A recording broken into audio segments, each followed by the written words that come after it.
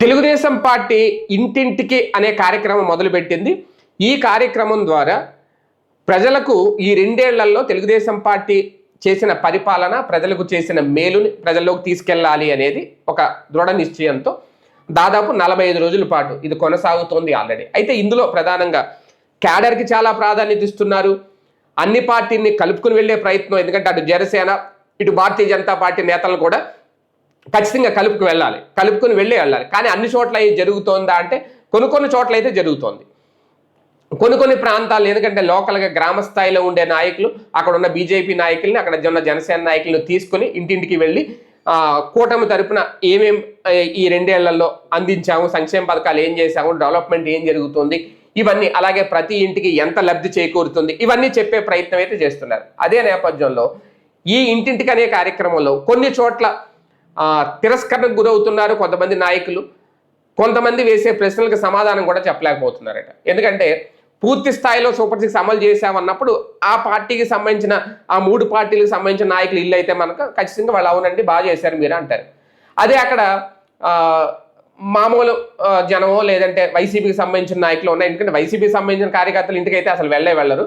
తటస్థ ఓటర్లు ఉంటారు. వాళ్ళ దగ్గరికి వెళ్ళినప్పుడు ఖచ్చితంగా వాళ్ళు అడుగుతారు, మీరు ఇంటింటికి ప్రతి మహిళకి ఇస్తానన్న 1500 పథకం ఏమైంది, లేదు అంటే మా ఇంట్లో పూర్తిగా ఇంకా తల్లికి వందనం కొంతమందికి అందింది, కొంతమందికి రాలేదనో, లేదంటే బీసీలకి, ఎస్సీ ఎస్టీ మైనార్టీలకి మీరు 50 ఏళ్ళకే పింఛన్ ఇస్తున్నారు అదేమైంది, నిరుద్యోగ భృతి ఇస్తున్నారు అదేమైంది, ఇలాంటివి ఖచ్చితంగా అడుగుతారు.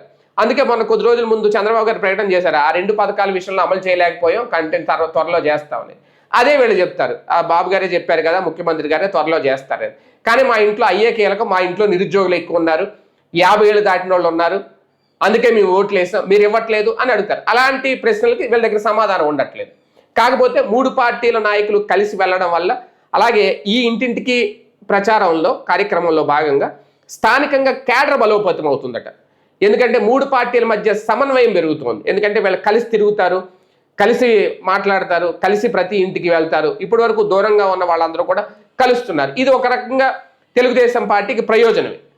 కాకపోతే ఇలాంటి ప్రశ్నలు ఎదురైనప్పుడు వాళ్ళల్లో కూడా ఒక ఆలోచన, ఎందుకంటే భారతీయ జనతా పార్టీ నేతలు అప్పట్లోనే ఆ మేనిఫెస్టోని పట్టుకోలేదు. ఓన్లీ మేనిఫెస్టో మీద కూడా పవన్ కళ్యాణ్, చంద్రబాబు నాయుడు గారి బొమ్మలే ఉంటాయి. భారతీయ జనతా పార్టీకి సంబంధించిన బొమ్మలు కానీ ఎవరిది ఏది ఉండదు. ముందు వేయలేదు, తర్వాత కమలం లోగో వేసినట్టున్నారు. కానీ ఇప్పుడు అది ఒక బీజేపీకి, ఎందుకంటే బీజేపీ నేతలను కూడా కలుపుకు వెళ్ళడం, అది బీజేపీ కూడా ప్లస్ పాయింట్ రేపొద్దున్న. కాకపోతే పథకాలు పూర్తిగా అమలు చేయలేదు అనే వ్యతిరేకత కనుక పెరిగితే బీజేపీ ఆ మేనిఫెస్టోతో సంబంధం లేదని చెప్తుంది. కానీ జనసేన, తెలుగుదేశం పార్టీ మధ్య సమన్వయం ఏదైతే ఉందో అది బలోపేతం అవ్వడం ఈ ఇంటింటికి కార్యక్రమం ద్వారా, అలాగే ప్రజల్లోకి ప్రతిదాన్ని తీసుకెళ్లే విషయంలో టీడీపీ సక్సెస్ అయితే కనుక 2029 ఎన్నికల్లో ఎంతవరకు ప్రయోజనం కలుగుతుందనేది వేచి చూడాలి.